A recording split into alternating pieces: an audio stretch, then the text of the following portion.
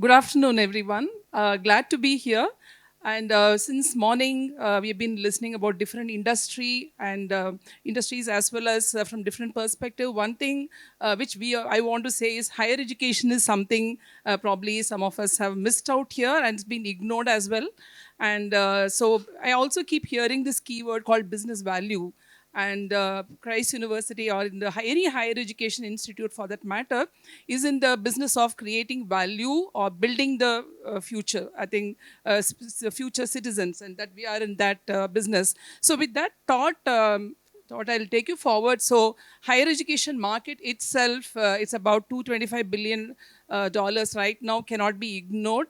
And so we are in the business of again building the young minds and training them towards upward trajectory.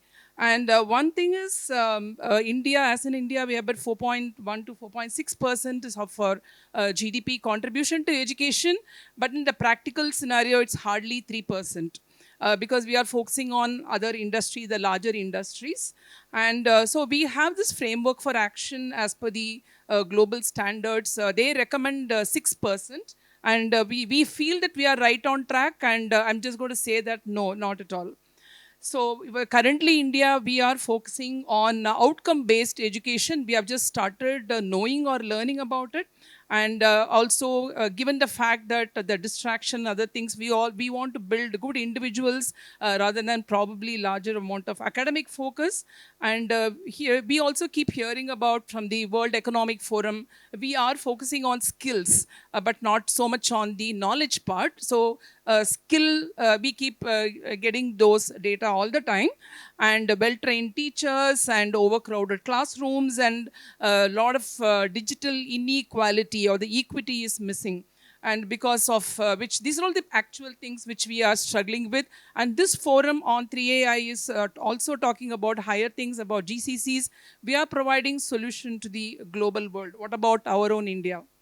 So what we are currently should be focused on is international exposure for all our students, and also the aligning the educational standards with the global benchmarks. We do have benchmarks now openly available, and we are focusing also on the future workforce. Again, increasing, we are requesting for a budgetary allocation up to 6%, so that some amount of traction and basic issues will be sorted out. And can we blend technology, that is AI itself, with the traditional methods of teaching, the lecture methods and all of that? Can we use that in order to build a better tomorrow? So what we went through in academia, just thought of highlighting, and what we are doing also I thought I'll highlight, and what are the possibilities, and that's the agenda for this session. So this changed all of us, and we faculty were bombarded with assignments and submissions through the Gen AI. We were not prepared at all. And what do? There was no guidelines, no policy document also. And some of us got into the being adventurous. So we really jumped into it, and why not? We went and spoke, why not make it official? And some of us see people who are treading very cautiously. Why machines or AI should not be replacing us, and students should do original work. And there are two schools of thought, and we actually started arguing and fighting. And some of us started using AI as a companion on a lot of counts for content generation, for quiz preparation, and a lot of it we started doing. So the cautious people, they said, no, whatever comes may, I'm going to continue with whatever I've been doing all these years. And this is what the entire industry was split. I'm talking about higher education. What is the status of the school children? I'm sure all of you have young kids, and they're already very active in the this space. So some of the things where we are actually using is teaching, learning, and assessment. I put all of this together. Embracing AI in the teaching methodologies, which most of us are already doing, and prompts will be effectively use them for creating an essay, or the students are using, and before the student goes for it, we also prompt and get better essays, and we know what the student output is going to be. And so we thought of giving some assignments to them, and give a topic and let them come out with essays and critique the output of Gen AI. So that itself was part of it. So we we are proving that humans are better than the submissions which come from Gen AI. And we also started finding some keywords which Gen AI created submissions, like dwell, for example, is a word. If it is appearing in the submission, it is Gen AI created. Like that, we started observing and we raised objection, and we do have certain tools which are helping us in that direction also, other than the traditional plagiarism check. So when we created these assignments, we found the critical thinking aspects of our students went up, and with evidence we were able to prove. And further on, we were able to create some interesting assignments. Some gentlemen spoke about it as well. Content creation, market research. We said you use Gen AI to submit your assignment. So we officially declared. So you do that and you tell me how you are differentiating from your original thought. So we started challenging, and so when they were doing this, they were some sense of curiosity started developing among the students, which means all of us started officially embracing the new monster on the table. Then, so this is some of the low-stake quizzes. So we started learning ourselves. We attended training. All of us started doing that, and we started creating quizzes also, very, very serious prompts, narrowed down, very custom made for our courses. We started doing this depending upon the level in which a course is being taught, and we found amazing results out of it, and students were not able to crack these quizzes. I mean, that's a good news for us. And the faculty was able to save a lot of time and doing research and other things. Actually, we are doing that. Yeah, this one thing which we are doing, a role play partner, and if you had been a protagonist, and if you are the CEO, if you are the chairman, at least in management, we started doing this. Getting into the when we do case study sessions. So if you get into the protagonist shoes, what will you do? And can we have a conversation if you had been in this position, what you would have done? What exactly happened? All of these conversations we started doing.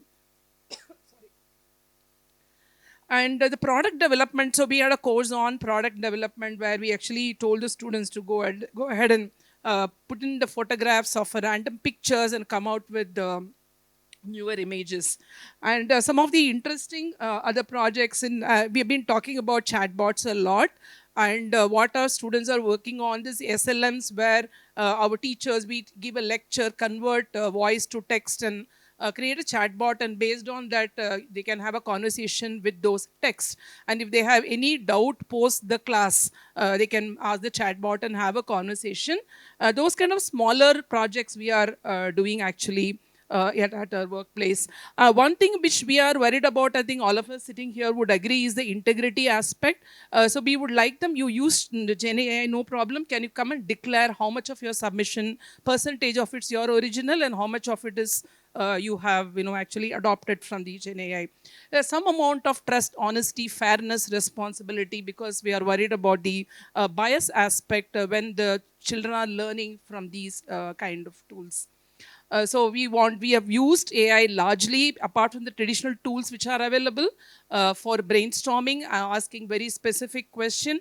Effectively, generative AI has been used, and of course we have been able to work on our timing. The amount of time we are spending on our own original work, we were able to increase that, and it's been, my earlier speaker spoke about ROI.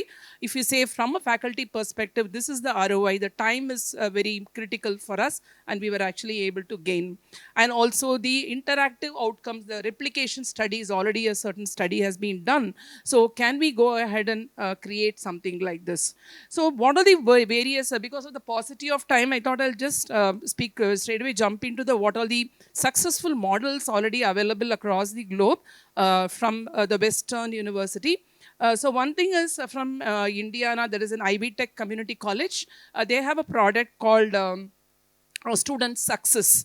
So this particular thing, they had taken the data of about 10,000 courses which are available out there, And so they were able to find out who are those students who are potentially might fail. Okay, basically a prediction model based on the personalized learning. And though agents were, agent mean not the machine agents, the human agents were called those students, did counseling sessions, and they were able to reduce the failure rate potentially, because they might drop out of the course. And they were able to do this successfully, and their rate, they were able to achieve a good kind of retention. Unlike in India, where we make them do it one more year, you continue till you complete the course, there will be essentially a lot of dropouts is what has been observed. They wanted to reduce that. From Nova Southeastern University, we have optimization of the student welfare, which is again pretty important for all of us. So we generally ignore the welfare of the students. I think post-COVID, well-being and mental health has taken a front seat. And we are also looking at that perspective based on the body language and other things. We do counsel them. Can we use AI for that? This is one model which is already available. From Walden University, we find that there is a project called Julia, and this creates something called personalized learning. We have done that. We see that K-12 and other EdTech companies already work on this particular project. So here, unlike a traditional teacher, these tutors are available 24/7 for them. And they also can take notes and help these kids post whenever they have time. Now we see the students actually go to sleep at 2 o'clock in the night, and which is midnight for most of us. So, and these chatbots are actually useful for them. And also this university, which is pretty more than close to 100 years. So we see that this university in Spain, they were able to, we have Christ University also, we have a lot of other programs, extracurricular and other things. They were able to track what the particular student is good at, and can we guide them on. And can students have this additional FAQ kind of a question even during admissions and other things? The support to the students was very much possible out there. So the traditional academic or administrative staff, they were able to get themselves free out of this. And from the Georgia State University, we just want to take one idea, that is the student performance inside the classroom. Can we have some in-class engagement? Can we do it in a better way?